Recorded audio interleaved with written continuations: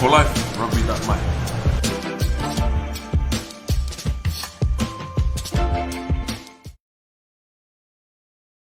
Hai, Assalamualaikum. Saya Afrin Syauqi. Dahulunya bermain posisi prop, nombor 1, loose head.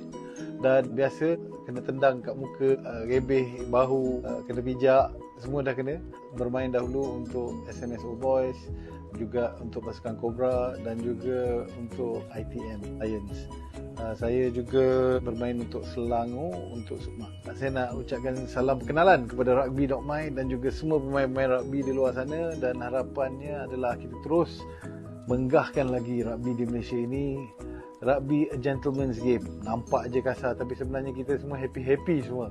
Dalam masa PKP pun jangan lupa happy-happy, training ala kadar apa yang boleh buat, dan juga kita tengok rugby apa yang ada. Okey, Assalamualaikum dan tahniah kepada rugby.my, majalah rugby pertama di Malaysia. Assalamualaikum.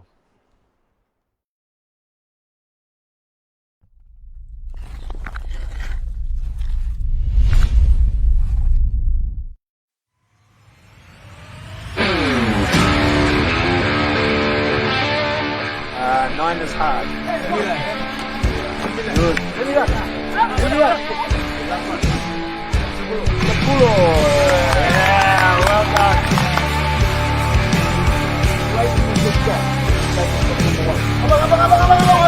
Ada. Good step. Good pass. Okay, stop.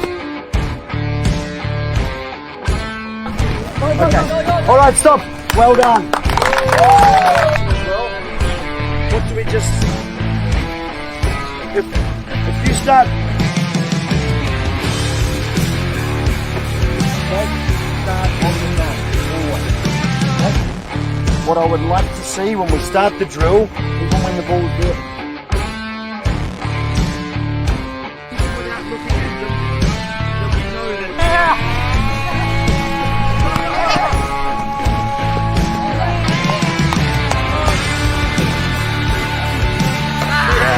This comment on these, one-on-one boys go right. This one on there.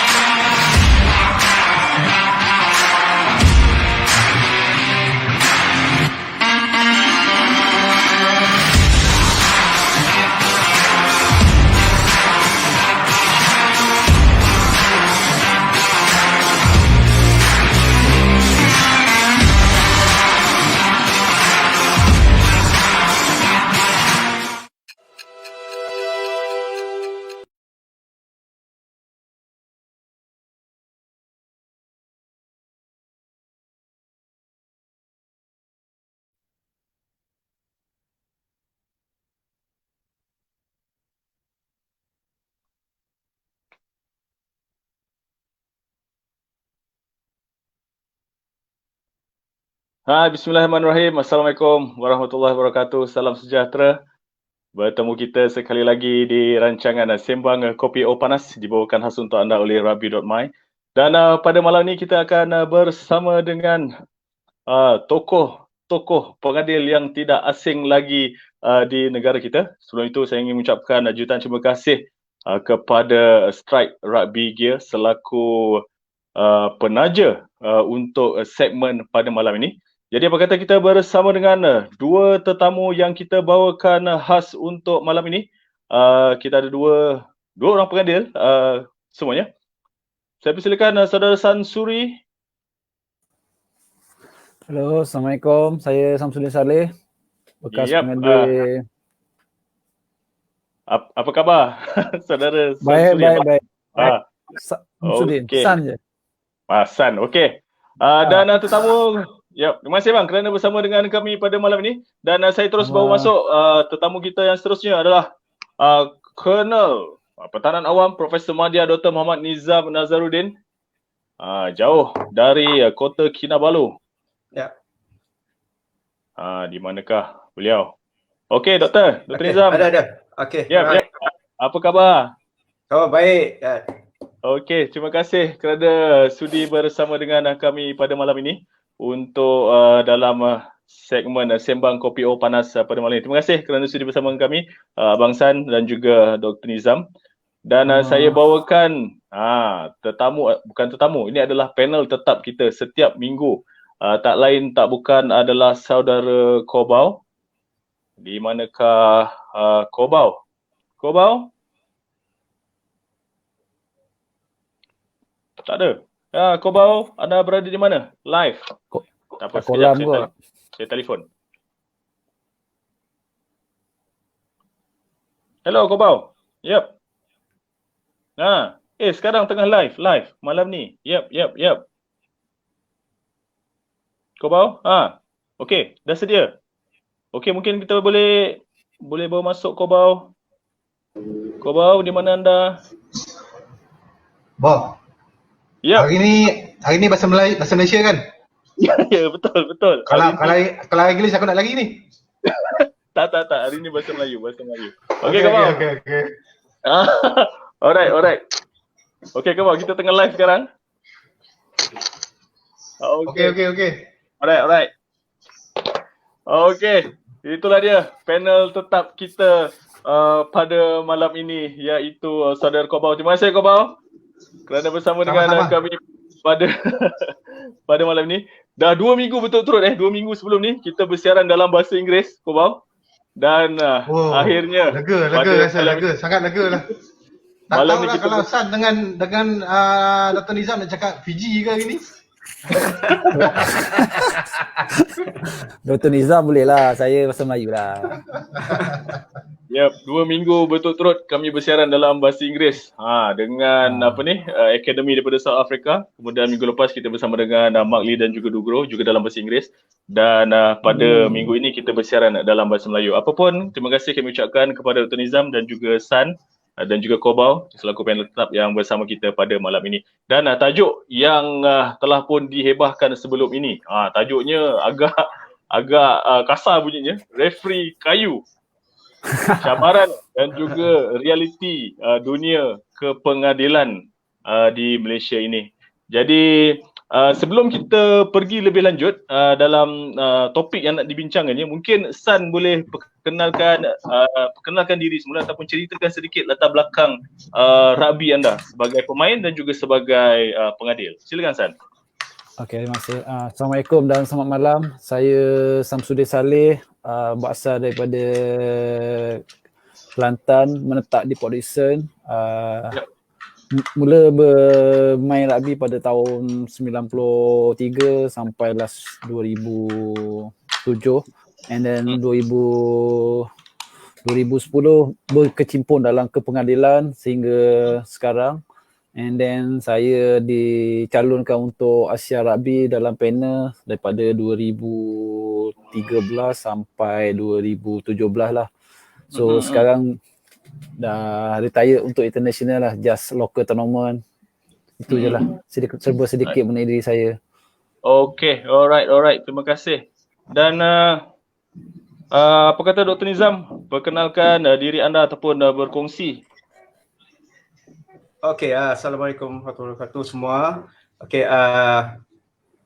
so, macam tahulah nama saya Muhammad Nizam. Okey, saya mula career sebagai pemain dululah, bermain daripada peringkat sekolah, mewakili negeri dan terus menyambung pelajaran di Universiti Putra Malaysia, ketika itu Universiti Pertanian Malaysia, dan meneruskan kejayaan sebagai pemain Serdang Angel. Dan ada satu ketika itu di mana semua pemain ni kita diminta untuk menyertai kursus kepengadilan lah. Dan saya salah seorang sekitar tahun 89-90 lah saya memperolehi sijil yang pertama. Lepas tu just part time referee, sebagai student kan, mahasiswa cari part time, so jadi referee lah. Dan akhirnya pada 1996 mula aktif lah, di mana saya terpilih untuk menghadiri Piala Asia bawah 19 tahun di Hong Kong. Itu mulanya kerjaya peringkat international saya lah. Dan sekarang ni saya lebih menumpukan kepada educator World Rugby dan juga CMO untuk Malaysia Rugby lah. Okay.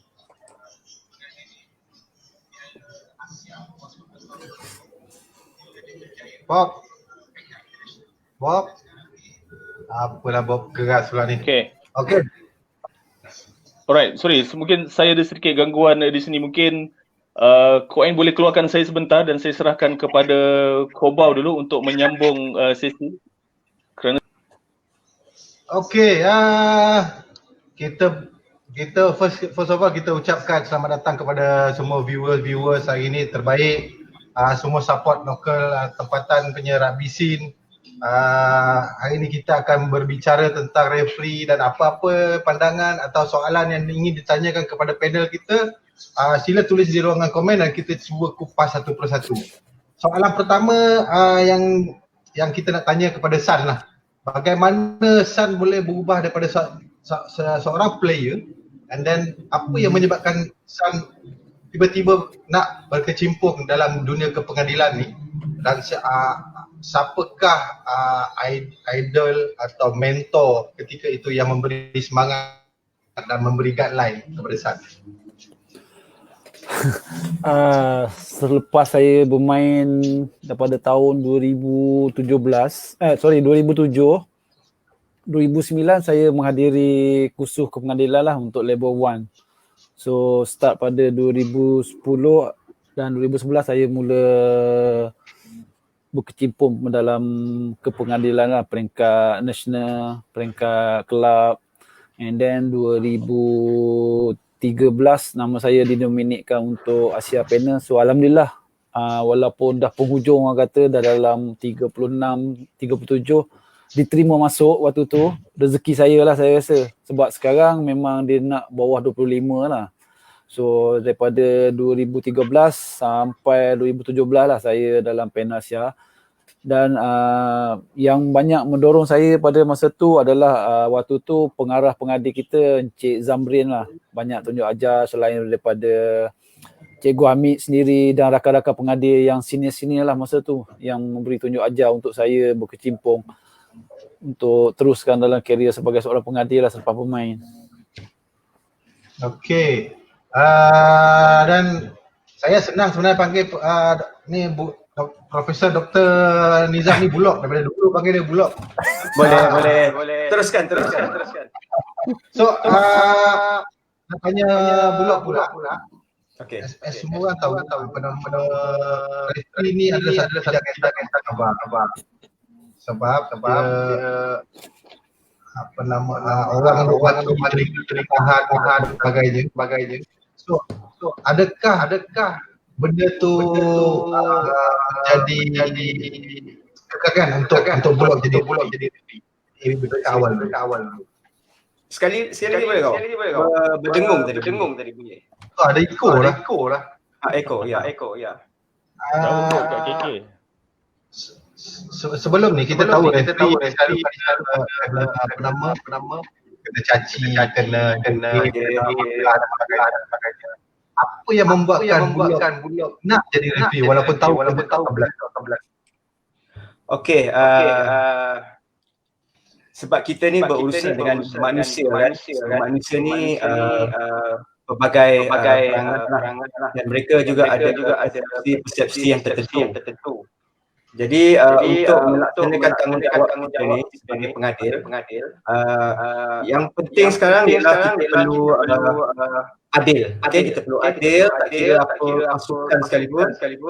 Jadi kita nak perlawanan tu diadakan mengikut undang-undang permainan lah. Okay? Dan kita kena tahu jugalah kadang-kadang penonton mereka ni tidak berada pada kedudukan yang pengadil. Jadi pengadil akan mengadili perlawanan itu dengan apa yang mereka nampak, okay? Dan mereka akan relate dengan undang-undang permainan lah. Dan kita juga tidak menyalahkan kalau ada penonton, pengurus dan pemain lain mencaci sebagainya. Kita faham mungkin itu adalah kerana apa yang mereka nampak. Tapi fairly kalau kita nak terus kerjaya kita sebagai pengadil, itulah saya kata kita perlu tegas, perlu integriti, dan kita perlu tunjuk mereka lah sebenarnya pengadil ni tidak ada kepentingan bagi siapa. Siapa menang, hak dia. Kan? Cuma kita nak pastikan perlawanan itu berjalan dengan lancar dan semua pemain dapat menunjukkan kemahiran dengan baik lah. So itu tak pernah memutuskan saya punya harapan saya terus menjadi pengadil. Memang ada cacian verbally, physically pun ada. Saya pernah mengadili perlawanan yang melibatkan pemain Fiji, pernah saya ditolak dan sebagainya, tapi rugby play is gentleman, mungkin kerana masa itu dia panas dan sebagainya, tapi bila kita dapat menerangkan situasi yang sebenar, jadi pemain tu dapat menerima lah. That's why game tu boleh continue balik lah. Okay, right. Okay, macam kalau tengoklah masa sekarang ni kan dengan situasi yang ada, dengan reputasi referee yang selalu kena marah macam ni kan, macam mana di peringkat referee sendiri, society referee nak menarik minat orang-orang baru macam mana apa langkah referee untuk menarik lebih ramai pemain untuk jadi referee? Maybe Bullock lah sebagai senior. Okay. Boleh start dulu. Alright. Kalau mengikut data ataupun kajian yang kita pernah buat lah, kita dapati memang kebanyakan pengadil ini dia bermula selepas mereka tamat career sebagai pemain, ataupun dia masih lagi pemain tapi mereka dapat peluang dan mereka akan mengambil khusus pengadil lah dan menjadi pengadil. Okey, apa yang penting sekarang ni ialah pada saya lah yang saya nampak sepatutnya khusus berkenaan dengan pengadil ni perlulah kita modify. Macam saya rasa saya dah buat dengan Cikgu Hamid dulu beberapa level 1 punya pengadil. Jadi kita tidak boleh harap ada syllabus yang World Rugby, kerana World Rugby ni banyak kepada teori.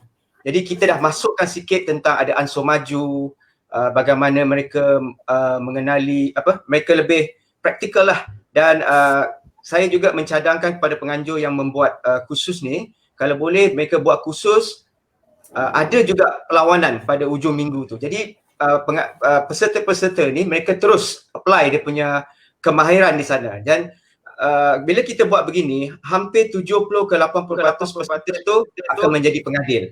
Berbanding dengan yang dulu mereka hanya diberikan teori, lepas tu lebih 70-80% pun persen hilang tanpa dikesan ke mana mereka. Itu satulah, itu yang pertama dari segi kursus. Apabila satu lagi, kita lepas kursus tu kita kena harap pada pengurusi-pengurusi negeri lah untuk mencari ataupun create peluang untuk pengadil-pengadil ni untuk menjadi pengadil atau sekurang-kurangnya sebagai AR. Kalau kita tak panggil, ini juga akan menyumbang kepada kehilangan mereka lah. Saya rasa itu dua perkara penting, kursus tu dan juga peluang kita mesti bagi pada mereka, dan mereka akan meneruskan kerjaya itulah. Maybe San ada apa nak tambah pasal ni? Apakah yang nak tarikan untuk orang jadi referee? Adakah sebab dapat baju free, nanti dapat tinggal free, allowance 2,000 satu game ke? Bagi pendapat sikit. Berkenaan baju allowance tu belakang lah. Yang first kali selepas peserta menjalani kursus, selalunya pengurusi negeri lah kena main peranan untuk develop referee yang baru ni, untuk melibatkan mereka kepada liga-liga negeri ataupun kejohanan-kejohanan tempatan lah, sebelum nama-nama pengadil yang baru ni dipanggil oleh MR lah, terutama pengarah pengadil untuk kejohanan-kejohanan MR punya tournament lah, seperti Pelago, National 7. So selalunya pengadil yang baru ni nama-nama akan disubmit oleh pengurusi negeri lah untuk ke peringkat kebangsaan. Dan cuma setengah negeri saja yang aktif untuk develop lah pengadil-pengadil baru ni. Tak semua negeri yang orang kata aktif lah bagi saya lah. Okay, Bob dah okay ke? Tak, so far rasanya okey kot. Boleh dengar Okay, boleh. Ni tiba-tiba kalau pula ni, ada gangguan. Itulah. Next question. Sebenarnya apakah apa expectation bila seorang referee tu bertugas di tengah padang, apakah expectation daripada referee tu kepada pasukan tu, pemain dan juga management yang ada di padang ketika itu? Bulak. Okey, seperti juga pemain ataupun pasukan, pengadil ni nakkan kalau boleh perlawanan itu berlangsung dengan baik dan diakhiri dengan keputusan yang kedua-dua pihak berpuas hatilah. Itu matlamat kita, okey, matlamat kita, dan of course kita akan sedaya upaya mengurangkan kesalahan kita lah. Pengadil juga melakukan kesalahan jadi itu yang kita cuba kurangkan. Dan kalau boleh kita pengadil ni bersama-sama player dan juga pengurusan, sama-sama kita perlu memahamilah tugas masing-masing. Jadi dari segi peraturan perjalanan perlawanan tu biar pengadil yang uruskan. Jadi yang bagi lain, pengawalan pemain, arahan dan sebagainya, itu tugas player dan juga pengurusan. Jadi kalau dua-dua pihak ini dapat bertolak ansur, kan, dapat memahami satu sama lain, saya rasa satu perlawanan itu akan berlangsung dengan baik. Ini bukan saya nak cakap lah, tapi pengalaman saya lah, kalau saya mengadili perlawanan-perlawanan di antarabangsa, sebenarnya adalah lebih mudah daripada saya mengadili perlawanan di dalam Malaysia. Di dalam Malaysia ni macam kena bawa dictionary lah, kerana ramai yang kita kena explain. Tapi kalau di overseas dengan our gesture, our whistle, our voice pun we can control the game lah. Tapi sekarang ni more better because kita dapati bahawa management dan pemain juga telah mula terdedah dengan law, mereka baca. Jadi argument mereka itu berlandaskan yang pengadil boleh terima lah. So sebenarnya it's getting better actually. Okay. Maybe tak ramai yang tahu kalau andai kata berlakunya sesuatu insiden dalam game tu, and then selepas game tu management satu pasukan ni hantar komplain, hantar report terhadap maybe referee tu salah call atau sebagainya, apakah langkah seterusnya yang dibuat untuk menaikkan prestasi referee tadi, atau apakah postmortem, macam mana cara postmortem lepas tu, Sad? Sekiranya ada report dibuat, Sad, maybe boleh komen pasal ni. Report bantahan. Selalunya benda ni kita akan review dengan CMO kita lah sebagai referee, sebab kita tak nampak apa yang kita punya kesalahan. So CMO dia akan perhati, kecuali perlawanan tu ada rakaman video. So ada rakaman, barulah kita boleh review balik apa kita punya kesalahan dan apa yang untuk menambah baik mutu kepengadilan lah seseorang tu. Bagi saya itu yang menjadi masalah kat kita. Kita hanya just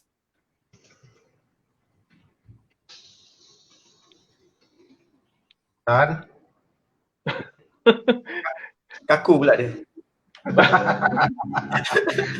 Sinbin 10 minit keras.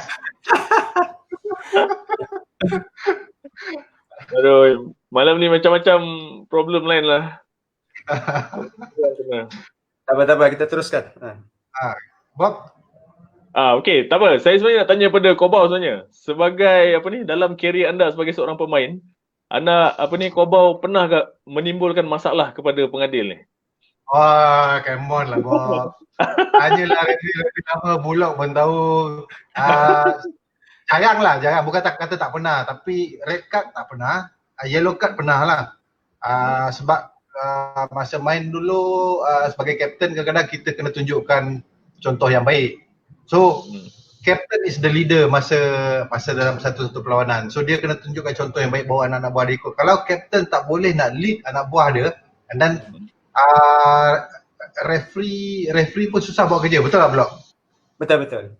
Ya. Okey, saya tambah sikit Okey, sebenarnya sebelum game biasanya seorang pengadil yang baiklah, yang bagus, mereka akan berjumpa dengan pengurusan tim. Mereka akan panggil captain, pack leader dan juga pemain-pemain tertentulah, di mana di situ biasanya pengadil ni akan brief mereka.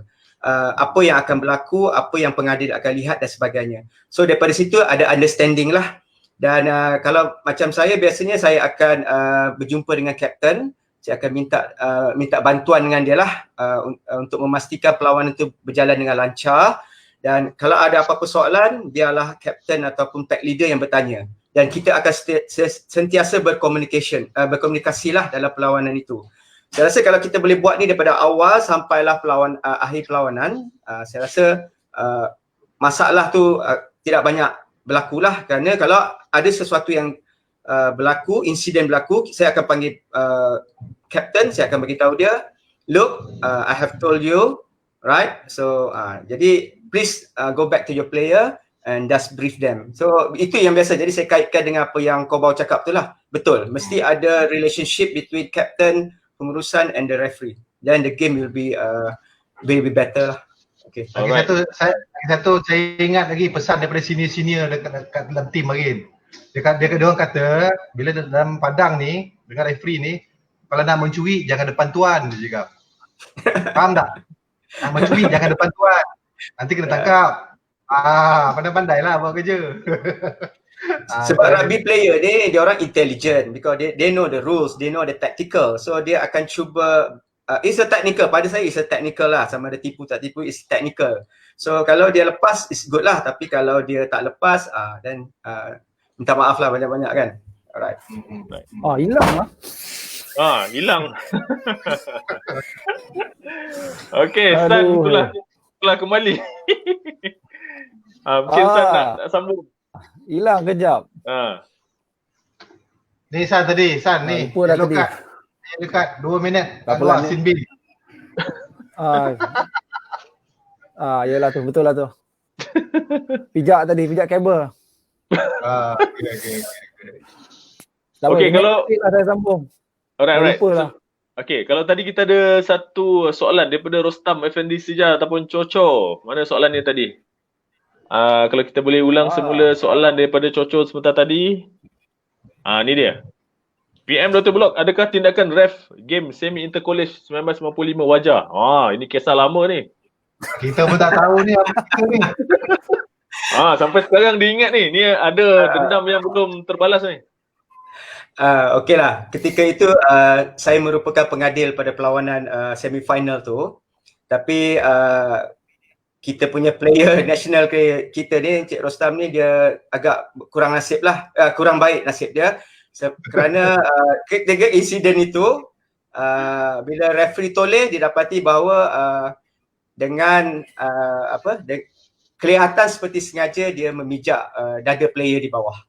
Jadi perlawanan tu semakin hangat dan sebagai pengadil, saya rasa itu langkah terakhir lah, memberi dia kad merah lah. Tapi saya bagi tahulah duduk di luar, sila imbas kembalilah apa yang you dah buat tu. So next time jangan buat lagi lah. Okey. Setelah 20 tahun lebih berlalu, akhirnya terungkai insiden tahun 1995 pada malam ini. Okey. Itu menunjukkan bahawa pengadil tak bias Kawan tak kawan, kesalahan tetap kesalahan. So kena redam lah. So dia belajar lah, sekarang tu dia sentiasa ingat. Betul. Tahun 95 mencerita sampai sekarang pun dia ingat. Alright. Jadi kepada anda yang ada ingin bertanya soalan kepada panel kita ada Dr. Nizam dan juga San yang berpengalaman luas dalam dunia kepengadilan. Typekan saja soalan anda di ruangan komen dan kita akan siarkan secara live di hadapan ini untuk dijawab sama ada oleh Dr. Nizam, San ataupun panel tetap kita Kobau. Dan kita menghampiri jam 9.30 malam. Masanya untuk kita bersama dengan penaja kita pada malam ini. Kita berehat sebentar untuk tempoh 5 minit lebih kurang untuk kita berikan laluan kepada penaja kita pada malam ini, iaitu Strike Rugby Gear, di mana mereka akan menawarkan hadiah istimewa buat penonton bertuah pada malam ini. Assalamualaikum, apa khabar Azim? Salam, khabar baik. Berada di mana ni sekarang? Sekarang berada di showroom Batu Cave. Showroom. Okey, showroom rugby Rugby.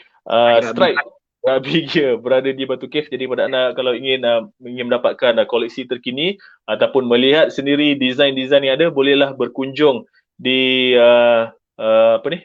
showroom mereka di Batu Cave. Betul Azim Betul. Dan ini adalah hadiah yang ditawarkan pada malam ini.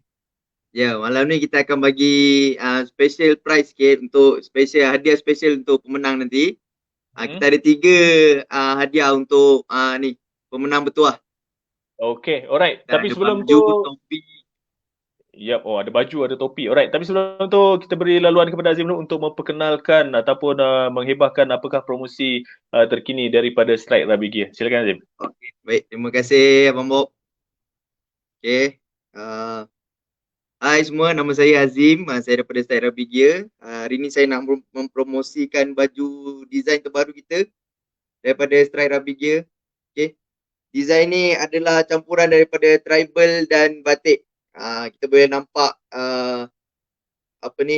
jiwa Malaysia kita tu. Ada batik-batik semua.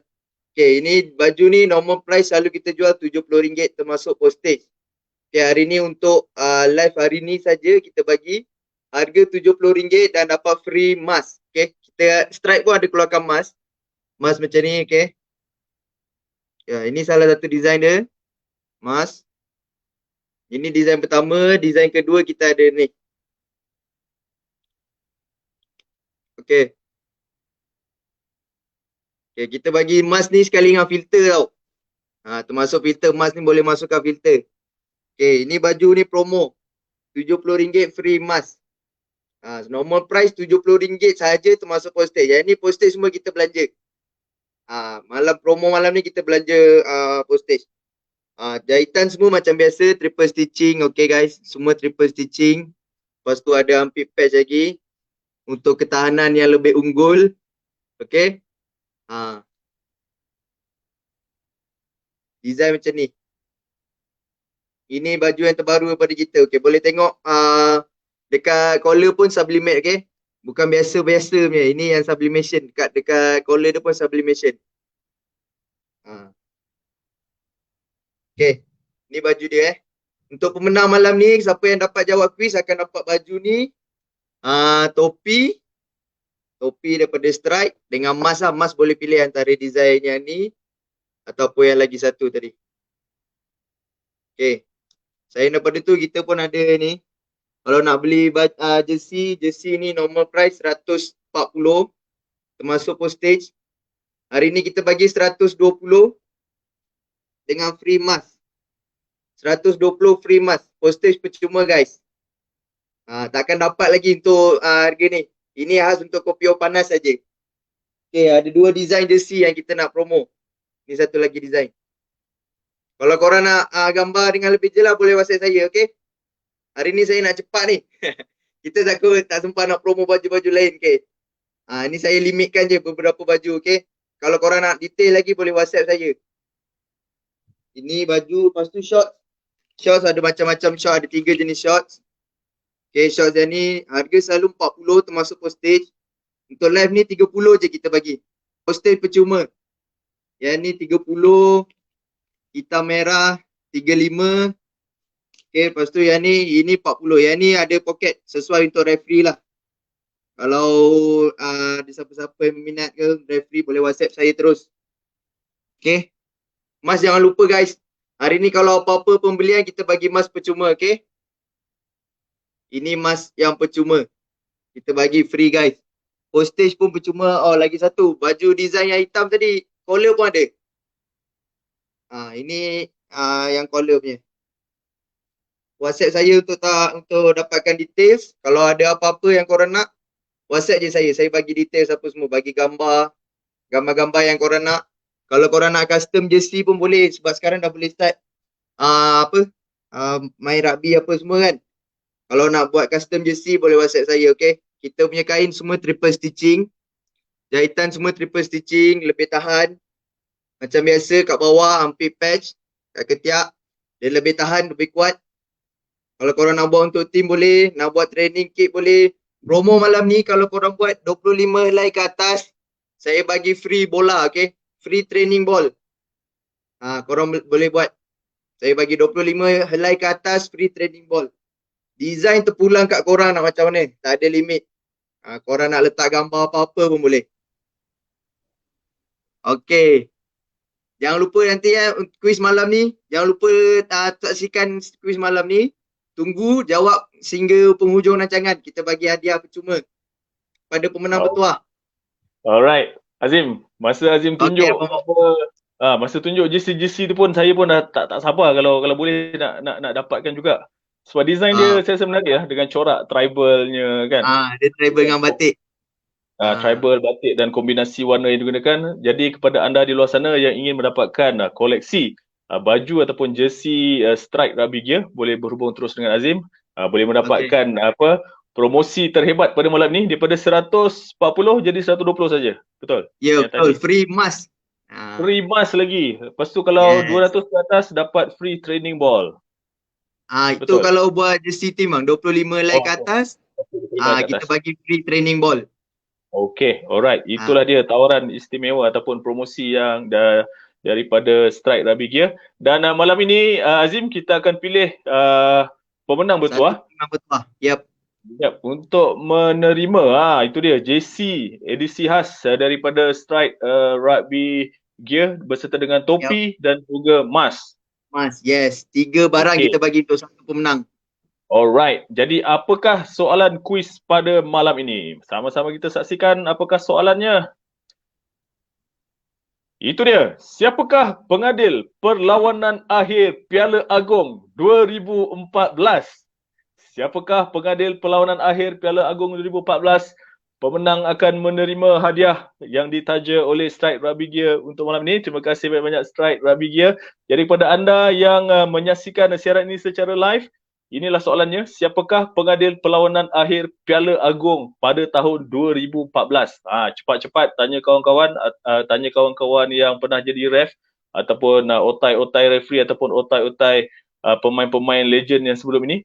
Kepada anda yang ingin memenangi hadiah yang ditaja oleh Strike Rugby Gear, boleh terus saja mencari jawapannya dan letakkan di ruangan komen. Siapakah pengadil untuk perlawanan akhir Piala Agong 2014? Itulah soalannya. Dan sekali lagi kami ucapkan jutaan terima kasih kepada Strike Rugby Gear kerana sudi bersama kami pada malam ini selaku penaja Sembang Kopi O Panas. Itulah hadiah yang ditawarkan pada malam ini. Baik, kita bersama dengan tetamu kita pada malam ini. Kita bawa masuk balik San, Dr. Nizam dan juga Kobau untuk meneruskan Sembang Kopi O Panas kita pada malam ini. Itulah. Tiba-tiba dah habis setengah jam. Sebab dia syok sangat dapat cakap bahasa Malaysia hari ni aku rasa lah. Betul. 2 minggu lepas saya cakap Inggeris je kan. Kali ni dapat cakap Melayu, sedap betul. Okey. Kepada Dr. Nizam dan juga San, mungkin boleh kongsikan apakah kenangan yang tak dapat dilupakan sepanjang anda menjadi pengadil sebelum-sebelum ni. Mungkin Dr. Nizam boleh mulakan dulu. Okey, bagi saya lah pengadil kan, dah tentu kita pengadil ni mesti ada matlamat lah sampai mana apa pencapaian kita nak capai lah. Jadi bagi saya sebenarnya saya nak pergi lebih jauh lah, kerana pada awal pembabititan saya pada 1989-90, pengadil ni ada dua grup lah. Satu yang senior ni contohnya macam Pak Wan, Safri, ramai lagi lah. Dan peringkat kami ni yang baru, contohnya saya, Anas, Fazli dan sebagainya. Jadi untuk kami yang junior ni nak naik ke atas tu macam perlu menandingi mereka lah kerana mereka ni senior. Tapi oleh kerana Sukan Commonwealth akan diadakan pada ketika itu pada 1998, jadi ini memberi peluang pada kami lah pengadil baru untuk kata orang tu untuk train hard untuk dapatkan position lah. Dan ketika ini barulah kita dapat peluang. Contohnya saya mengadili perlawanan Asia bawah 19 tahun di Hong Kong. Dan saya juga merupakan pengadil yang dipanggil ke World 7 Series di Hong Kong, Dubai, Singapura dan juga di Malaysia. Cuma nasib saya beruntung, saya lebih lebih terlibat dalam perlawanan 7 sebelah lah. 15 sebelah tak banyak perlawanan antarabangsa, cuma ada beberapa perlawanan kelayakan Piala Dunia dan juga yang di peringkat Asia lah. Dan ini memotivasikan saya untuk terus, dan oleh kerana sekarang ni saya pun dah berapa belas tahun berada di Sabah dan peluang untuk mengadili perlawanan sudah kurang. Jadi saya terus berpindah sebagai educator lah, di mana saya menganjurkan beberapa siri course untuk pengadil-pengadil baru di bawah World Rugby. The same time juga kadang-kadang saya dipanggil untuk menjadi CMO lah, menilai pengadil-pengadil yang ada sekarang lah di peringkat kebangsaan. Jadi itu career saya lah. Alright. Dr. Nizam, saya tertarik dengan peluang untuk beraksi ataupun menjadi pengadil semasa Sukan Commonwealth 98. Dr. Nizam boleh ceritakan sikit keadaan pada ketika itu, 98 punya Commonwealth? Okey, dah tentulah itu menjadi satu impian kepada semua pengadil, kerana rugby yang pertama kali diadakan iaitu Commonwealth Kuala Lumpur 98. Dan yang lebih tertariknya pemain-pemain yang terkenal hadir kan. Jadi contohnya masa tu ada Jonah Lomu, pemain Fiji dan sebagainya lah. Dan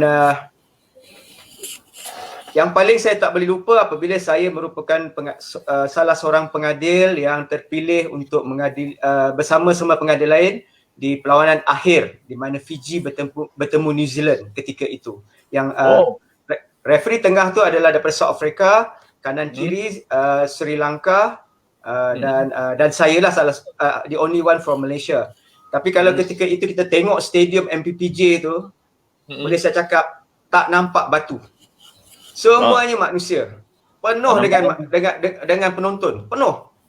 Jadi dengan laungan Fiji All Black pun dah meremang bulu roma dan sebagainya lah. Dan itulah satu perlawanan yang saya tak boleh lupakan lah, kerana saya rasa itulah rekod di Malaysia ni, di mana stadium itu penuh. Dan saya maklumkan bahawa tiket pun dia reprint balik pun habis. Jadi last tu dia terpaksa buka gate, penonton pun masuk, memang penuh.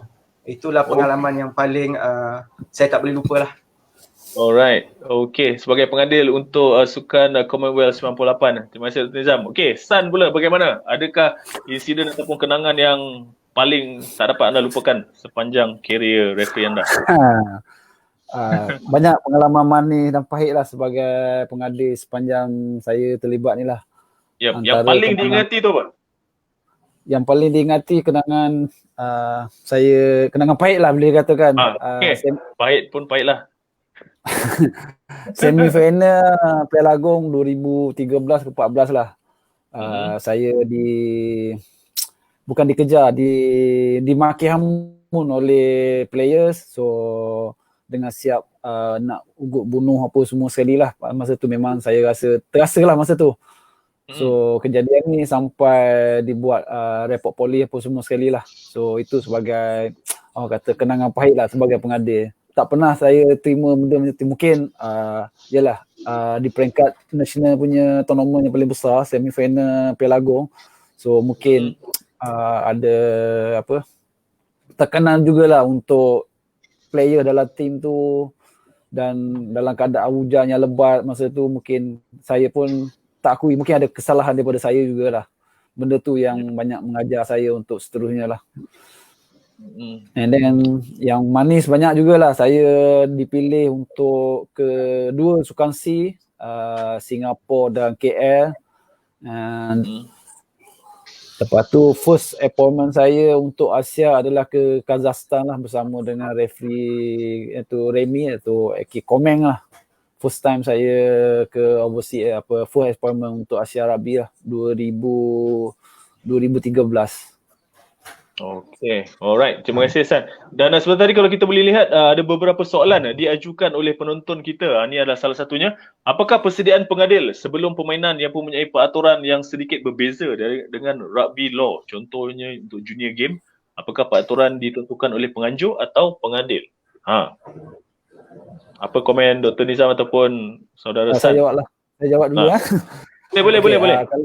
Kalau yang junior ni kita mengguna pakai World Rugby punya under 19 lah. Tetapi kalau contoh macam KA Tiger, KS Sarisa, dia orang ada local rule, local tournament lah. Contoh macam under 14 dia tak boleh hand off. So benda tu kadang bila dah sampai di hari tournament baru kita tahulah selalunya. So benda tu kadang menyukarkan juga kita. Selalunya kita tiup mengikut law standard biasa, semua boleh buat, tapi bila yang under age ni kadang-kadang kita pun terlupa. Dan yang tu selalunya bila parent ataupun coach kadang yang okey dia datang tegur, yang tak okey itu yang kita dapat habuan tu. Sebab bila local role ni kita rasa benda yang untuk diguna pakai hanya 2 hari punya tournament saja. Yelah. Itulah yang jadi masalah sikitnya. Okay, alright. Terima kasih. Soalan berikutnya, tadi kita ada nampak satu lagi soalan. Kalau kita boleh siarkan ni soalan berikutnya. Apakah pandangan saudara San Surin sekiranya laporan salah laku pemain dibuat oleh ref yang bertugas tidak diadili dengan telus oleh pihak lembaga disiplin? Sedangkan kesalahan pemain tersebut agak jelas di bawah law 9. Adakah saudara San merasakan berlakunya ketidakadilan terhadap seorang? Senang soalannya. Banyak sangat soalan dia. Law 9 ni apa? Apa di bawah law 9 tu? Tu ada law rahsia agaknya. Nombor law. Law 9 apa pandangan? play lah selalunya. Benda ni selalunya terjadi selepas kejohanan lah. Apabila sesuatu kesalahan yang dibuat oleh pemain, pengadil membuat laporan kepada pihak penganjur lah. Terutama kita ambil contoh kejohanan Piala Agong lah. Pengadil membuat laporan kepada pihak penganjur ataupun MRU sendiri, and then laporan tu kadang-kadang tak diambil ataupun just let go macam tu je. Ada beberapa isu benda ni. So bagi saya mungkin ada pro and kontra kat situ lah. Pihak-pihak yang bertanggungjawab untuk meneruskan ataupun siasatan terhadap laporan yang dilakukan oleh pengadil, itu je sebenarnya. I see. Okay, Dr. Nizam ada nak tambah ke terhadap soalan tersebut ataupun kita boleh pergi ke soalan berikut? Okay, sikit sajalah. Okay, memang yang saya perhatikan memang ada ketidakpuasan lah di kalangan pengadil apabila mereka ni membuat laporan tentang insiden-insiden tertentu. Tapi bagi saya sebenarnya pihak yang berwajib ni kenalah mengambil tindakan kerana ini adalah untuk kebajikan pengadil itu sendirilah, kerana sebarang aduan kalau tak dibuat mungkin benda ni boleh berlanjutan kepada perlawanan seterusnya, dan player-player ini apabila mereka melakukan kesalahan tapi tidak diambil, mereka akan melakukan dia secara berterusan lah, atau mereka akan buat lagi lah. Tapi kalau kita refer pada luar negara pun sebenarnya lembaga tata tertib ni amat penting. That's why dia serius. Kalau ada kad merah dan sebagainya, memang telah disenaraikan tindakan-tindakan yang perlu diambil.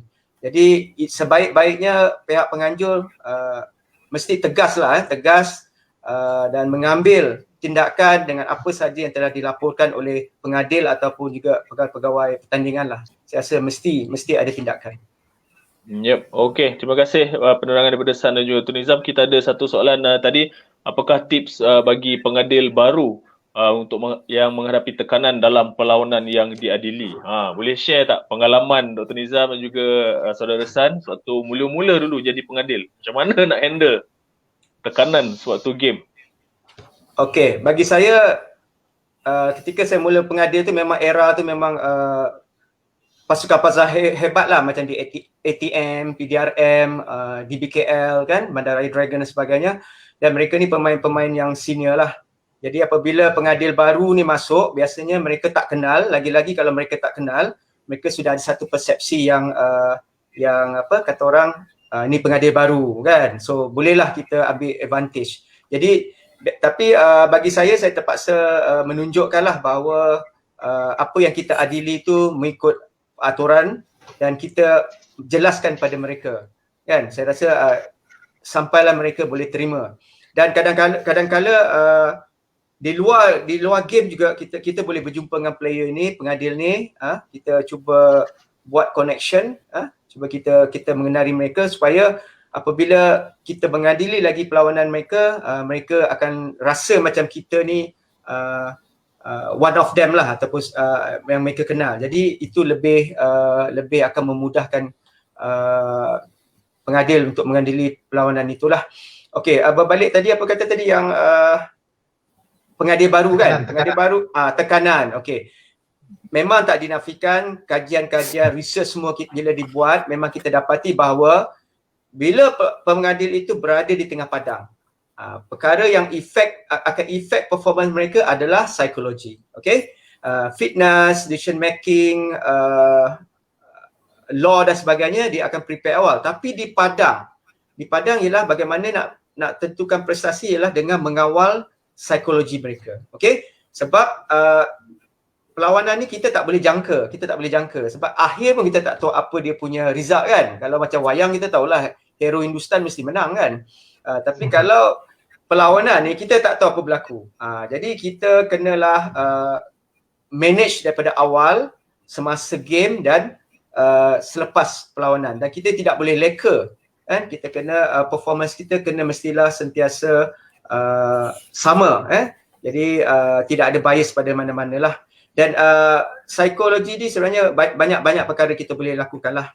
Contohnya mungkin dari segi teknik-teknik kita teknik kita bernafas, teknik kita berkomunikasi dengan player dengan ni, itu dapat menenangkan kita dengan keadaan perlawanan itulah, khususnya perlawanan yang hangat contohnya semi-final, final dan sebagainya lah. Okey.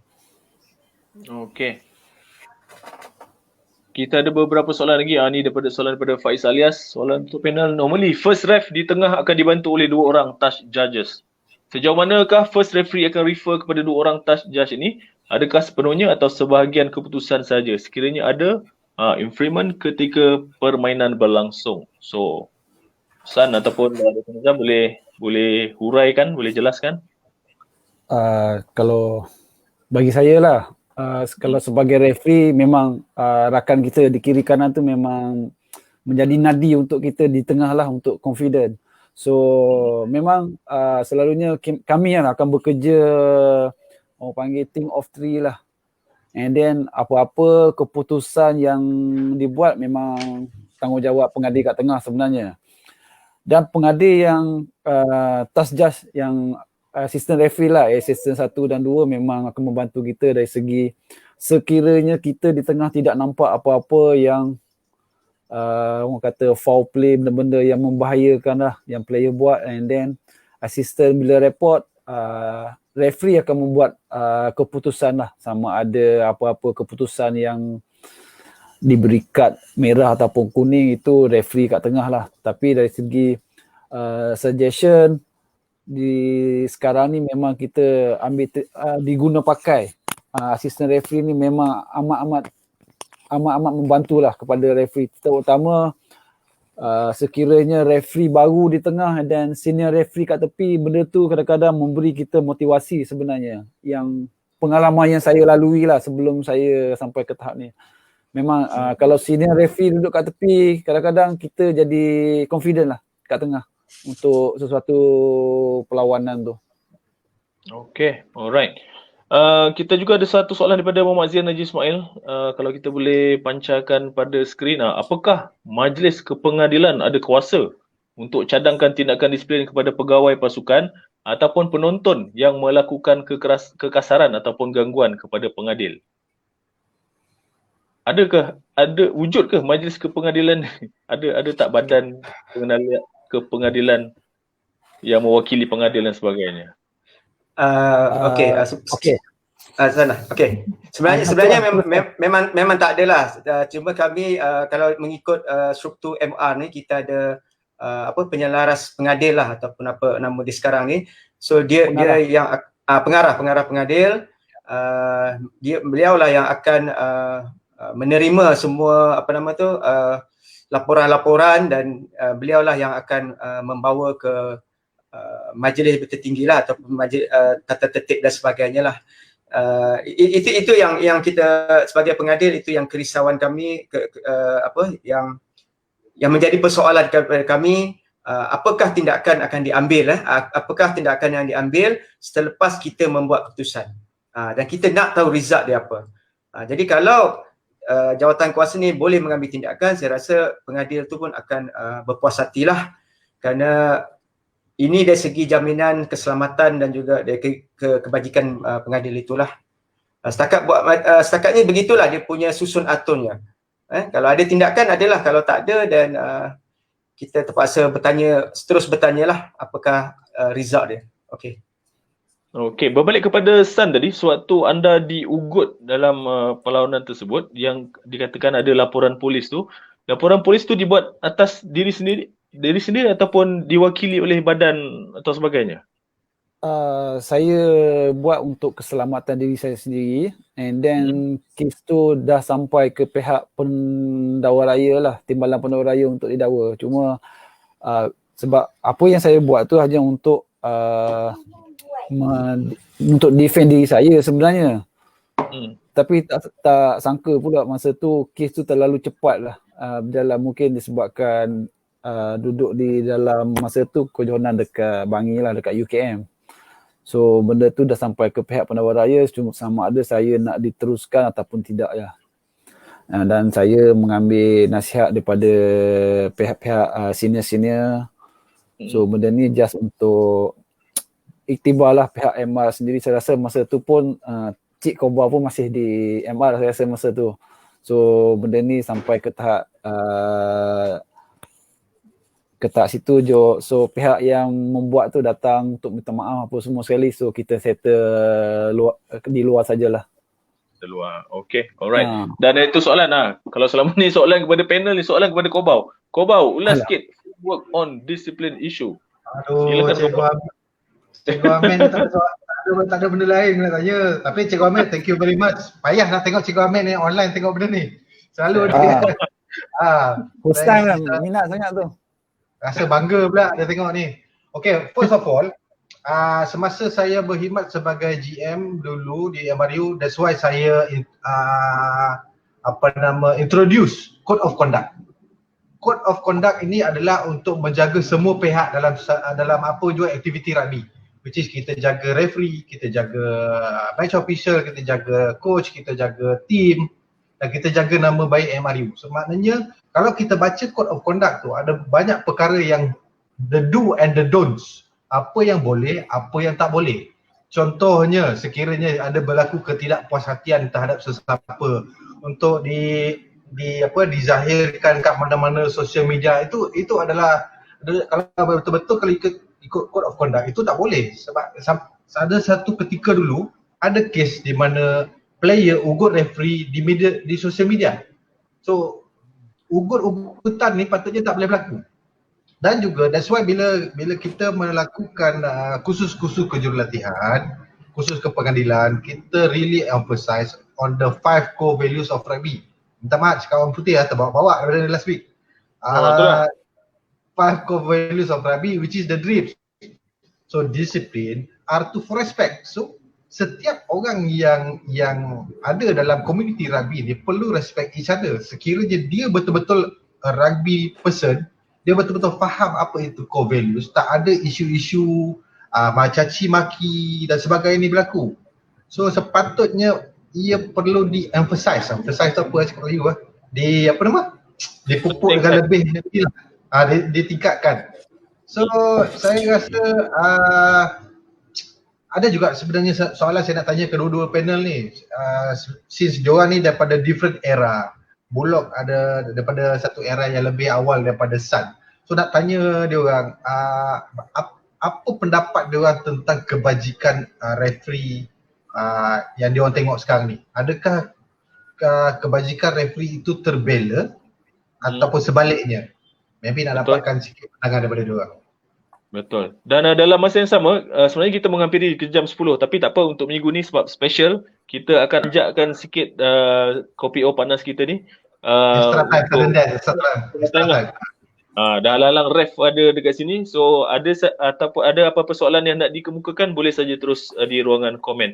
Jadi soalan tadi dikemukakan untuk panel kita, Dr. Nizam dan juga San, bagaimanakah dari segi kebajikan pengadil di Malaysia ini? Okay, kebajikan yang pertama tu of course dari segi kalau pengadil ni dipanggil lah untuk mengadili dalam sesuatu kejohanan. Jadi perkara-perkara asasnya perlu disediakan lah, contohnya penginapan, kalau ada makan, allowance dan sebagainya lah. Itu memang normal lah, itu perlu ada lah. Sebab ada juga penganjur yang kadang-kadang mereka tak menepati lah apa yang mereka telah janjikan lebih awal. Jadi ini yang akan menyukarkan pengadil. Contohnya lah dijanjikan hotel kan, hotel 2 katil tapi dia terpaksa duduk ramai dan sebagainya. Sebenarnya pengadil ni juga memerlukan situasi di mana mereka boleh bertenang lah sebelum mengadili perlawanan itu. Okey, satu lagi kebajikan yang kita sebut tadilah isu-isu tentang verbal abuse semua itulah, di mana pengadil juga kita nak secure, at least di padang tu ada pegawai keselamatan dan pegawai pertandingan sentiasa alert apa yang berlaku. Okey, kita tidak mahu contohnya penonton masuk kejar pengadil. Benda ada berlaku. Saya pernah tengok di Sukma di Penang dulu, pengadil pernah kena kejar dengan pengurus ataupun jurulatih pasukan tu. Adalah 3 lap jugalah pada rugby dia berlari kan. Saya rasa perkara-perkara ini tak sepatutnya berlaku lah kan. Kita ada channel, kalau you tidak puas hati dengan pengadil, bolehlah jumpa pengurus pengadil, buat laporan atau kita boleh bincang.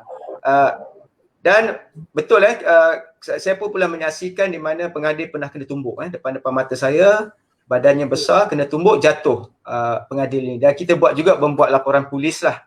Dan ada satu lagi insiden pengadil sama juga pengadil ditumbuk, dikerumun oleh pemain dan akhirnya pengadil ni terus bersara daripada pengadil. Tak nak langsung terlibat.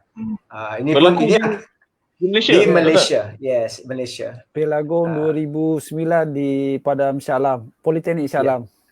Okay, so beginilah maksudnya, kalau dah pengadil pun tak jamin, tak ada kebajikan sebenarnya, baik dia resign. Mungkin tu menghantui diri dia lah sampai sekarang. Okay, right. Saya tambah sikit lah, kalau buat kebajikan ni sebenarnya banyak untuk pengadil selain daripada allowance, selain dari segi apa yang Dr. Nizam cakap tu tadi, dari segi selalunya kebajikan pengadil, saya bercerita dasar pengalaman lah.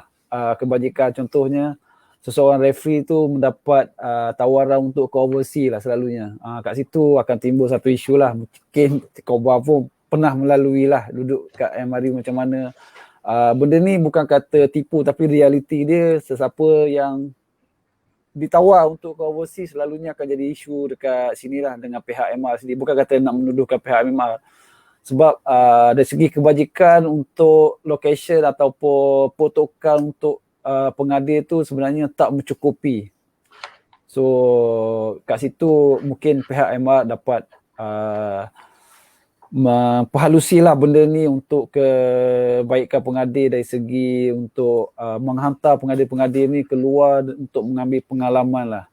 And then dia berbeza lah antara invitation tournament di overseas dengan appointment daripada Asia Rugby. Asia Rugby memang dia tanggung semua sekali dari segi flight ticket, hotel pun semua sekali. Tapi kalau invitation dia penganjur hanya tanggung penginapan dan makan semasa kita di sana. Untuk pergi ke sana tu travel, flight ticket kita kena tanggung sendiri.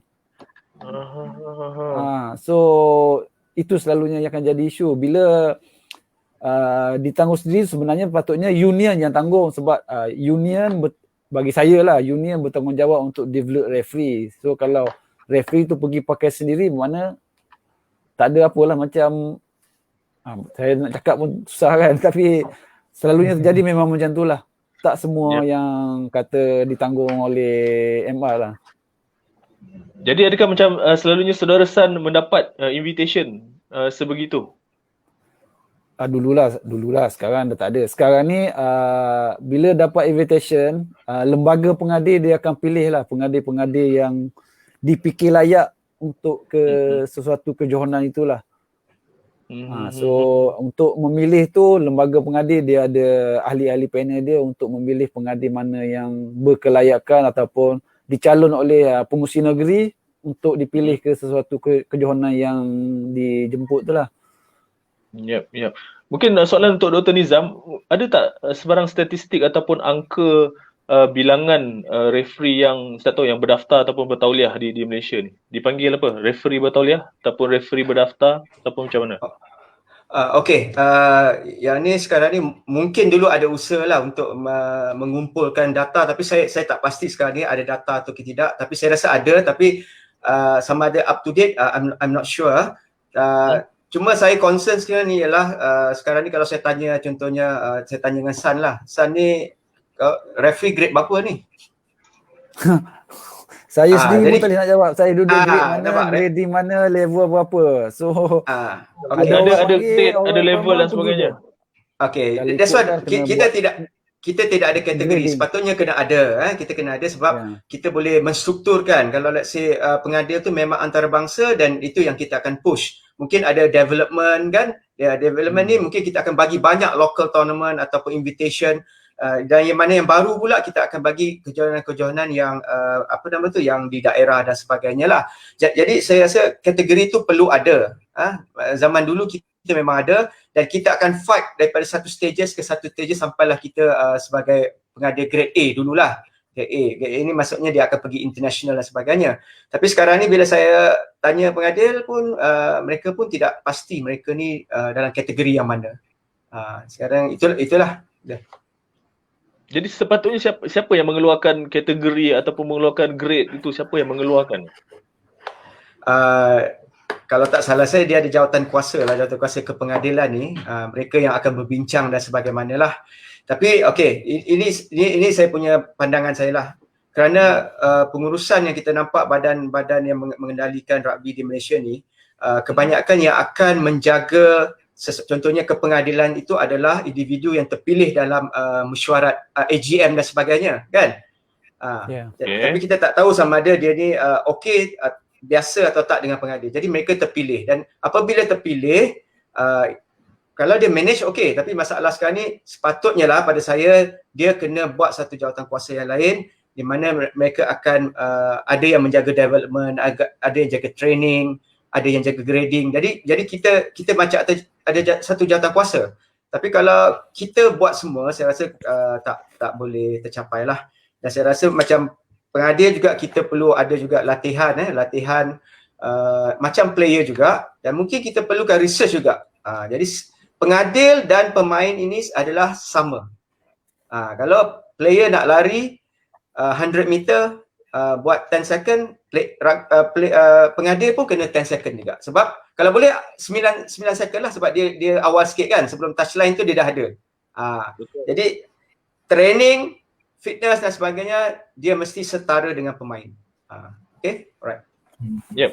Dan saya pernah diberitahu oleh saudara San bahawa beliau pernah ke Fiji untuk mendalami kepengadilan ni, San. Mungkin boleh ulas sikit. 2014 saya dinominatkan oleh Asia Rugby untuk pergi course level 3 dia ada 2 part, satu part di Fiji, satu part di Hong Kong. So untuk ke Fiji tu masalah sikit lah masa tu untuk ke Fiji. So kat Fiji saya selama 4 hari untuk part 1 dan di Hong Kong pun sama 4 hari. Dia masa tu dia buat cross region antara Asia Rugby dengan Asia Pasifik lah, antara Fiji, Tonga dan Samoa.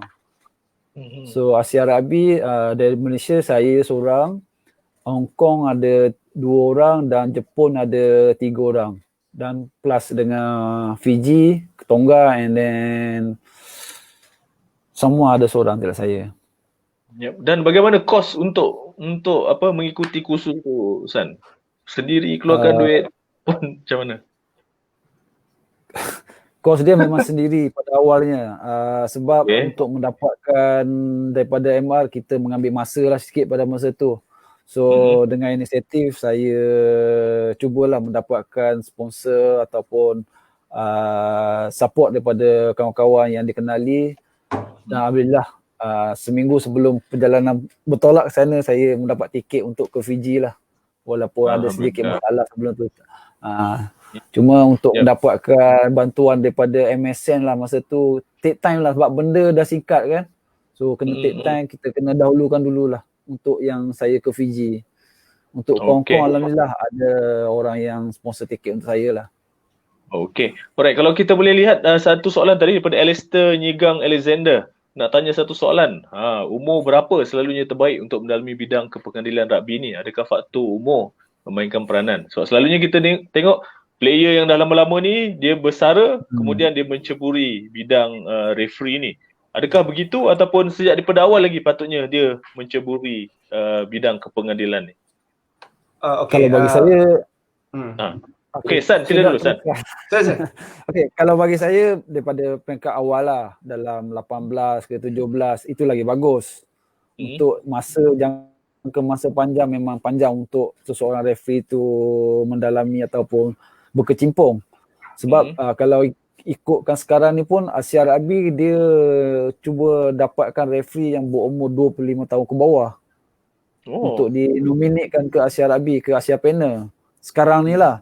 Cuma kat sini apa yang saya nampak pihak MR ataupun lembaga pengadil kena ada satu badan untuk develop lah referee muda ni, bukan kata dia orang datang. So kat sini yang saya tak nampak lagi lah apa peranan MR sendiri ataupun lembaga pengadil untuk develop referee untuk jangka masa yang akan datang. Sebab setiap 3 tahun kita akan tukar pengarah pengadil. So benda tu memang habis 3 tahun habis.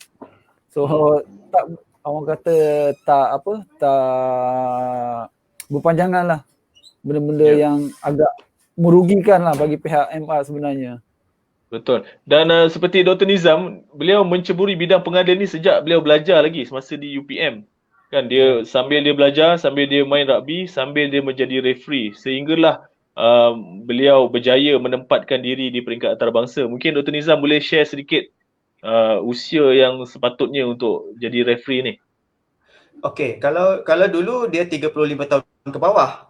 Itu yang saya dapat peluang untuk mengadili perlawanan Piala Asia yang di Hong Kong tu. Tapi sekarang ni kalau kita dah tahu World Rugby kata 25 tahun, dan inilah masanya kita bergabung bersama MR, kita kena lahirkan lagi pengadil-pengadil muda lah. Dan kalau nak ikut, kalau sekarang ni okey kita ada GIR kan? Kau bawa salah satu yang GIR. Okey, kenapa tidak GIR ni kita masukkan sekali elemen pengadil. Budak-budak ni kita bagi whistle, kan, mereka cuba cuba tiup whistle lah, tengok keadaan sebagainya. Dan dia lebih kurang sama juga. Jadi apabila dia naik di peringkat sekolah dan sebagainya, guru-guru juga boleh menggunakan pelajar-pelajar ni untuk membuat perlawanan-perlawanan persahabatan kan. Tapi dengan kawalan lah. Dan saya yakin kalau dia sudah berumur sampai 18 tahun, itulah di mana pengurusi negeri boleh mengambil mereka dan boleh meneruskanlah dia punya peluang-peluang untuk dia menjadi pengadil. Dulu kalau tak silap pernah di Cobra 10 di mana pengadil daripada England, dia ada bawa seorang referee muda, kalau San ingatlah. Umur baru 18 tahun. Tapi dia mengadili perlawanan akhir ketika itu, dan actually dia lebih baik daripada pengadil-pengadil yang ada. Tapi perlawanan tu ada gegar sikit sebab mungkin kerana dia baru berumur 18 tahun kan. Jadi mereka berjumpa final tu dua-dua tim daripada overseas dan perlawanan juga agresif, jadi di situ ada sedikit tekanan lah. Tapi itu sebenarnya age yang bagus. Dan saya kalau boleh, saya ingin cadangkanlah pengadil ini kita mulakan daripada peringkat sekolah. Jadi dah berusia 18 tahun ke atas, senang kita sebagai pengurusi negeri, senang kita polish mereka lah. Dan saya yakin kita boleh memenuhi kota yang World Rugby kata 25 tahun ke bawah. I think this is time that we need to change. We need to have strategy untuk hantar ramai lagi pengadil kita ke peringkat antarabangsa. So the seniors boleh bantulah. Okay. Kalau tak salah Rasta dia blow Hong Kong 7 final masa dia umur 25, betul? 22. Betul tak? 22. 22. Semua 22 dia dah blow Hong Kong 7 final. Kan? Okay. So hubungan dengan perkara ni lah. Okay, selalunya isu yang paling selalu tiap-tiap tahun kita dengar Macam mana kita nak tahu tournament apa yang sesuai untuk referee baru nak naik, tournament apa yang sesuai untuk exposure, dan tournament apa yang sesuai, peringkat apa yang sesuai untuk kita bagi yang well established punya referee ni untuk blow. Sebab selalunya akan ada isu bila kita try out referee baru ke Piala Agong. So quarter kita try referee baru, semi kita try referee baru. So nanti bila ada keputusan yang tak memihak kepada coach, dia cakap itulah dia orang ni bagi exposure apa ni referee baru ni, semua dia akan salahkan referee baru.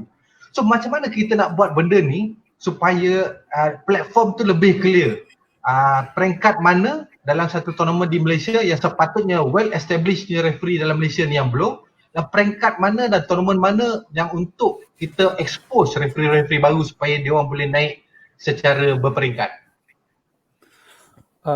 Saya jawab dulu.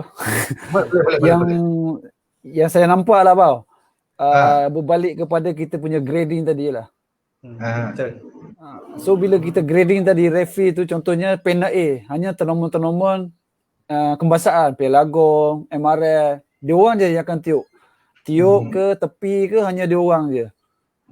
And then bila yang panel B ni tournament peringkat negeri, Liga Negeri, kejohanan kelab terbuka 10-11 ke 7-11 yang negeri ataupun kelab anjur, kita boleh selitkan dia orang dicampur oleh seorang senior. Itu yang saya nampak lah sebenarnya. Sebab bagi saya setiap tournament mesti ada satu senior referee untuk guide yang barulah untuk kita punya pembangunan. Tapi untuk macam Piala Agong, saya rasa bukan tempat untuk kita mencuba referee yang baru. Mencuba untuk referee baru. Tapi untuk pusing awal mungkin sebagai assistant referee boleh untuk dia punya knowledge. Tapi dengan capability mungkin Dok pun setuju. Setiap referee yang nak ke Piala Agong mesti dengan fitness yang ada lah, dengan law knowledge, everything untuk Piala Agong saya rasa tournament yang paling tinggi lah dekat Malaysia ni saya rasa. So referee yang nak terlibat pun bukan main petik je lah, at least yang established lah. Itu sama pandangan saya lah. Okey, sila Dr. Nizam. Ya. Okey, saya setuju tadilah. That's why kita perlukan grading itu. Grading itulah yang akan membantu kita menentukan perlawanan-perlawanan, kejohanan-kejohanan mana yang mereka boleh sertai. Okey, kadang-kadang kita tengok perlawanan kecil pun yang top referee pun nak turun kan. Jadi ini sebenarnya peluang mereka. Tapi kalau mereka datang sebagai mentor tu tak apalah. Tapi that's why kita kena bahagi sama rata, kena bagi peluang inilah. Okey, apa lagi kalau kita boleh ulas, ada satu lagi soalan sebentar tadi mengenai referee daripada mungkin Sabah Sarawak yang boleh diberi peluang untuk beraksi di Semenanjung. Okey, saya rasa benda ni dulu kita pernah buat untuk pengetahuan. Saya sekarang ni saya berada di Sabah lah kan. Dan pernah di awal ketika saya masuk ke berada di Sabah ni 2005, 2006 sampai 2010, di mana actually Sabah ni kita dah hantar 4 pengadil ke peringkat kebangsaan dan ada 2 di antara mereka pun dah tiup di peringkat international. Sebenarnya tak ada masalah. Sebenarnya mereka ni ada potensi. Sama juga dengan Sarawak, because di Sarawak pun saya banyak membuat kursus. Sebenarnya ada beberapa orang yang kita boleh ketengahkan. Cuma sekarang ni inilah saya kata sepatutnya kita ada macam satu understanding di mana mungkin perlawanan-perlawanan di Selangor kita boleh offer untuk mereka datang kan. Mungkin juga ada pertukaran, exchange program dan sebagainya. Dan satu lagi ialah dari segi dia punya coaching match official lah di negeri itu perlulah strategize. Contohnya dia assess, dia nilai referee ni, dan di same time dia menghantar report pada MR. Jadi pengerusi yang jaga kepengadilan ni boleh up to date, dan daripada situlah sepatutnya kalau ada peluang mereka akan panggil. Saya rasa itu lebih senang lah. Kalau untuk terus ke Piala Agong macam kita bincang tadilah, itu agak sukar sikit lah sebab kita nak mesti ada satu standard kan. itulah I think the action program should be better lah. Kita bagi peluang mereka datang. Tapi sebenarnya saya rasa ada tu. Saya rasa macam yang wilayah kan Kuala Lumpur, mereka ada buat tu program-program dengan player. Cuma itulah cost mereka untuk terbang dan sebagainya kena difikirkan bersamalah. Okay, alright. So kita menghampiri ke 10-20 minit malam. Kita akan tamat pada jam 10.30. Tak pernah kita habis kita bersiaran selama 1 jam 30 minit. Tapi disebabkan topik referee ni ramai nak tahu, yang ramai yang nak bertanya. Mungkin Dr. Nizam dan juga Stan boleh ceritakan kepada mereka di luar sana yang teringin ataupun berkeinginan nak jadi pengadil. Apa langkahnya ataupun apa yang perlu mereka lakukan untuk bergelar sebagai seorang pengadil kalau kat Malaysia ni? Apa step dia? Saya rasa senior educator elok bagi tahu kot. Okey, biasanya kita akan menganjurkan kursus ni atas permintaan permintaan kalau negeri tu ataupun organisasi itu dalam negeri tu menghendakkan kursus ni diadakan, mereka akan tulis pada MR lah, dan MR akan assign pada penyelaras educator dan kita akan hantar kita punya pengajar lah ke sana. Okey, lepas itu macam saya bagi tahulah, apabila kita sudah buat kursus tu dan kita serahkan pengadil-pengadil ni di bawah pengurusi negeri dan ataupun CMO di negeri itu, dan kita minta supaya mereka ni sentiasa dipantau, dilatih, di guide kan. Jadi bukan itu saja, tapi mereka juga perlu disertakan dengan report lah, dan report ni akan dihantar ke MR supaya kita dapat dapat follow dia punya perkembangan. So berbalik pada tadi, kalau nak sertailah mana-mana kursus daripada level 1. Okey, sekarang level 1 ni sebelum you masuk, you kena lulus dulu beberapa online punya exam lah, contohnya law dan sebagainya. Sebab di dalam kursus nanti kita tidak akan pergi all over the law. Kita anggap you dah lulus law tu online, maksudnya you dah ada knowledge. Cuma dalam level 1 nanti kita akan lebih kepada more on applying the law, macam mana nak digunakan sebab tak lama. Kalau di Malaysia pun kita buat 2 hari untuk level 1, so tak lama kan. That's why kita dah sedikit ubah lah, kita ada practical, lepas tu kalau ada kejohanan dijalankan bersama itu lebih baik. Jadi kita boleh gunakan mereka sebagai AR ataupun AR nombor 4 dan sebagainya. Jadi pendedahan tu lebih awal lah. So kalau nak, sila jumpa pada pengurusi negeri masing-masing, tanyakan mereka bila nak ada kursus, ataupun boleh terus pada MR lah. MR pun kita ada juga menyusun kita punya program-program lah.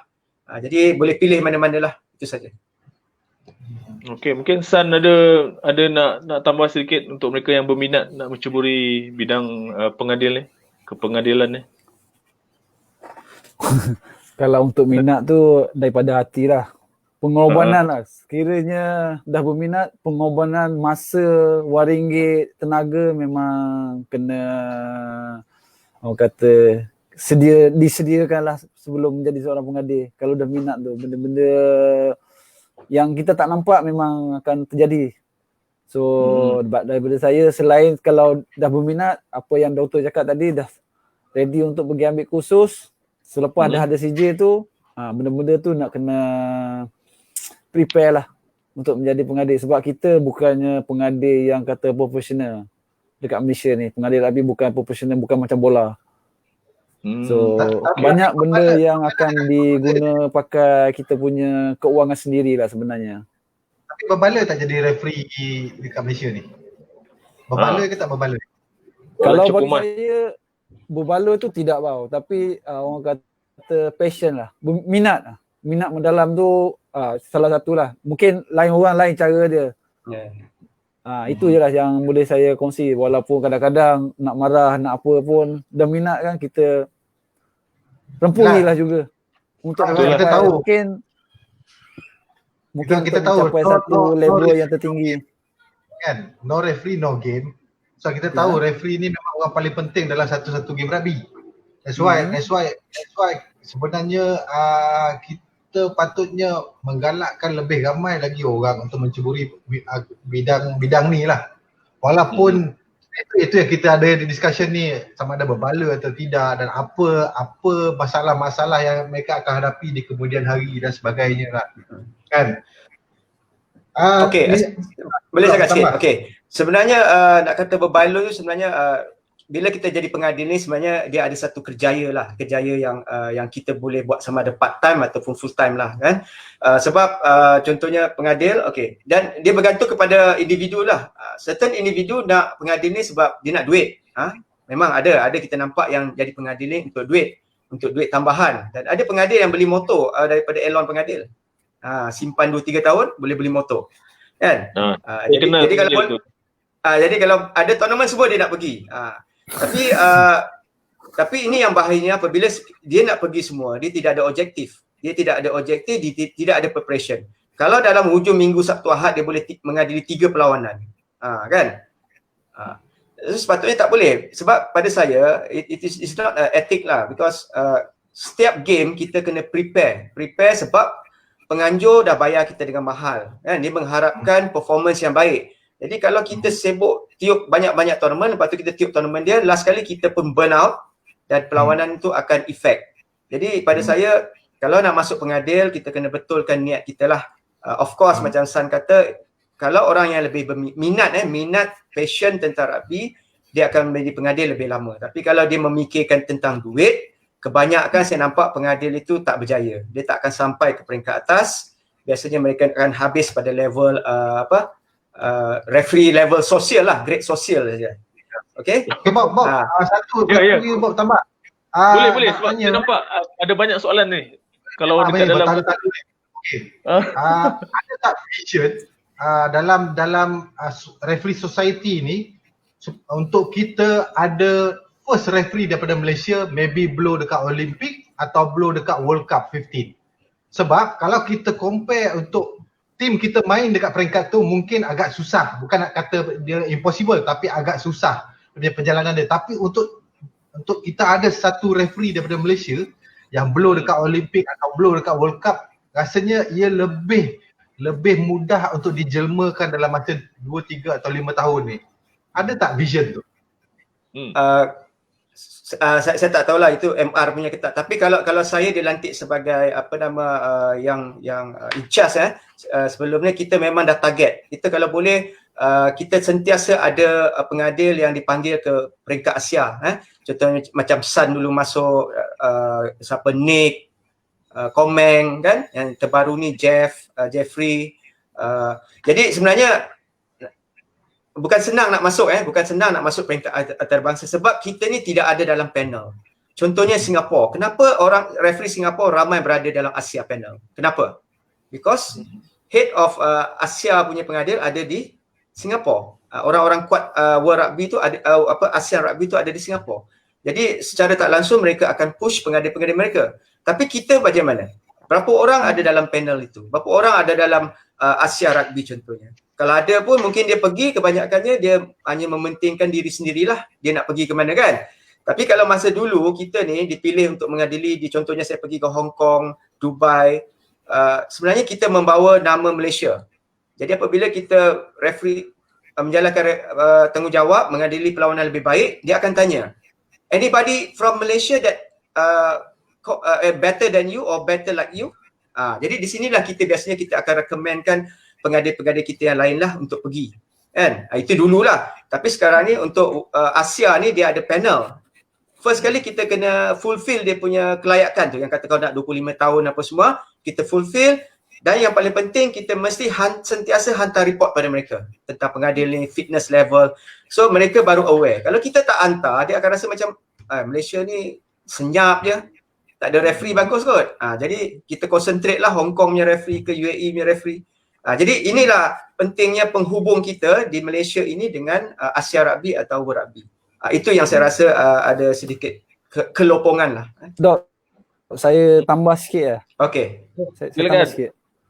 Kita boleh extend lagi. Version Matan GM tu memang bagus lah untuk menghantar referee ke peringkat yang lebih tinggi. Tapi first kali kita punya step, kita kena kuasai peringkat Asia Rugby dulu. Sebab daripada Asia nak pergi World Cup pun kita tengok macam Jepun lah. Walaupun dia tuan rumah hanya seorang saja yang layak untuk jadi assistant referee untuk World Cup. So sebelum kita pergi ke level yang lebih tinggi, kalau boleh pihak IMR cuba kita, dia sebenarnya dekat Asia Rugby ni kena ada link yang kuat je untuk masukkan referee. Sebab semua negara cuba push referee dia orang untuk masuk dalam Asia Rugby. Kabel lah ni, kabel Jepun lah. dia punya Pakai kabel kabel lah lah orang ni. kata. Macam Jepun, macam mana dia push referee dia pergi ke peringkat yang lebih tinggi. Bukan dia pakai Asia, dia buat exchange program dengan New Zealand, dengan negara-negara yang nampak di mana referee dan tim yang layak untuk pergi ke World Cup. So mungkin pihak MR boleh tengok balik dekat situ di mana kita untuk meletakkan referee kita dalam Asia panel. At least bila kita duduk kat dalam Asia panel, dia ada grading, ada elite referee, panel A, panel B. So kalau duduk dalam panel elite tu mungkin ada chance lah untuk pergi next step. Ini nak masuk panel elite pun susah. Itulah yang pengalaman yang saya ada lah. Kalau kita tengok kan, contohnya macam yang pasukan-pasukan terbaik dunia, New Zealand, Australia, England. Sebenarnya kalau kita tengok, mereka ada pengadil di peringkat antara World Cup.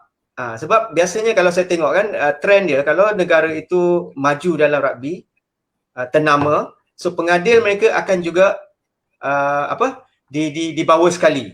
Jadi sekarang ni kita dah tahu, kita Malaysia di peringkat Asia pun kita dah ada vision, kita dah nak cuba jadi champion dan sebagainya. Why not kita bersama-sama dengan pengadil? Kita bawa sekali pengadil, maksudnya kalau kita bertanding tu kita ada pengadil kita ada pemain kita, dan di tournament tu sebenarnya tim kita pun dah duduk nombor 4 Ya, nombor 4. Okey, kalau dalam nombor 4, sepatutnya pengadil kita pun mungkin ada ramai lagi di panel Asia. Jadi kita kena minta benda tu. Kita kena tengok opportunity, we need to do the networking. Sebenarnya Jepun tu salah satu yang paling baik lah kalau kita nak ambil contoh. Saya bukan kata New Zealand, Australia tidak, tapi kita ASEAN kan, kita Asia. Jadi sebaik-baiknya the best model ialah kita tengok Jepun. Kenapa Jepun develop begitu cepat?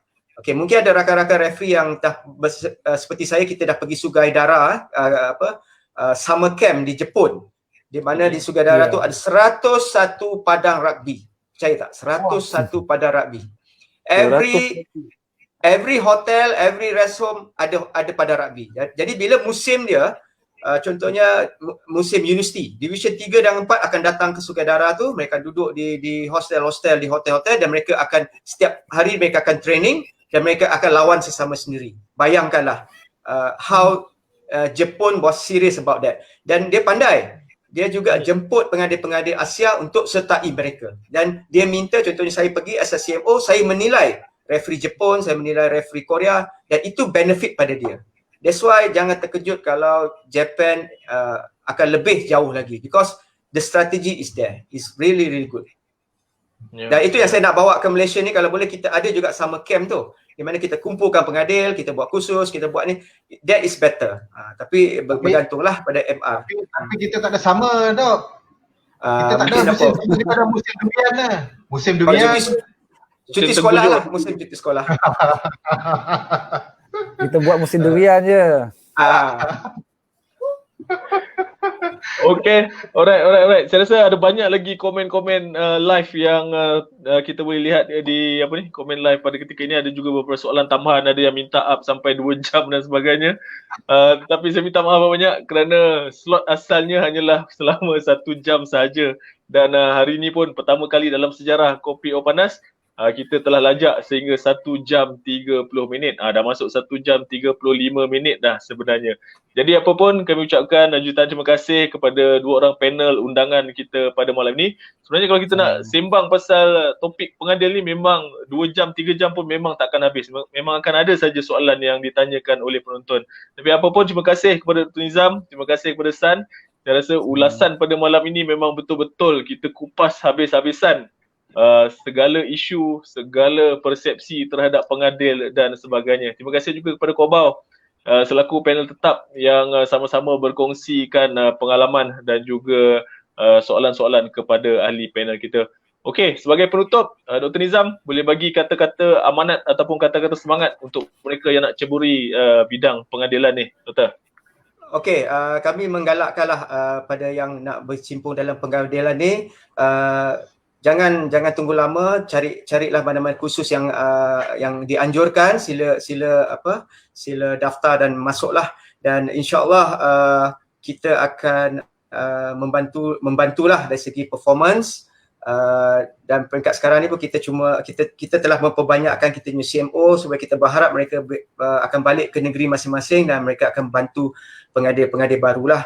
Dan saya berharap juga kepada pihak MR kalau boleh dalam perancangan seterusnya ada juga dia utamakan juga pengadil-pengadil ini dari segi kebajikan, latihan, opportunity. Kalau kita dah ada stadium baru, make sure dalam stadium baru tu ada juga unit untuk pengadil. Kita boleh buat research, kita boleh testing and whatever. So kalau kita nak pergi jauh, I think pengadil juga kena seiring. Okay, itu sebab kita juga membawa nama Malaysia. Okay.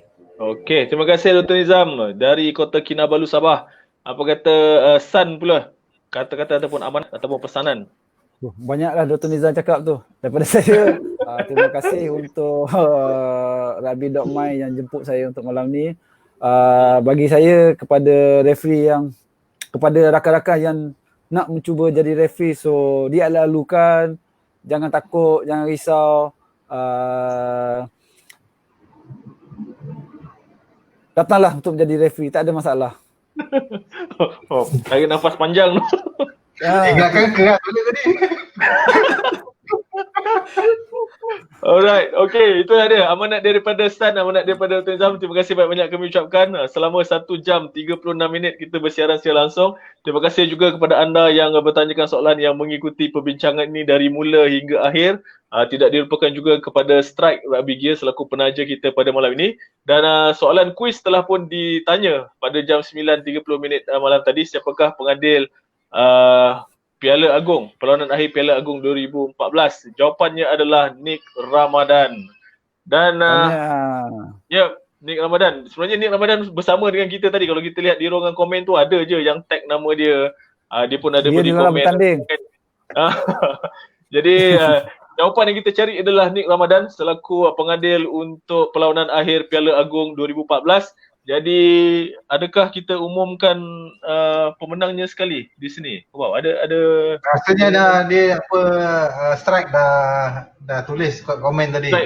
Okey. Alright, terima kasih kepada semua. Tahniah kepada pemenang. Anda akan dihubungi oleh Strike Rugby Gear untuk menerima hadiah yang ditaja oleh mereka.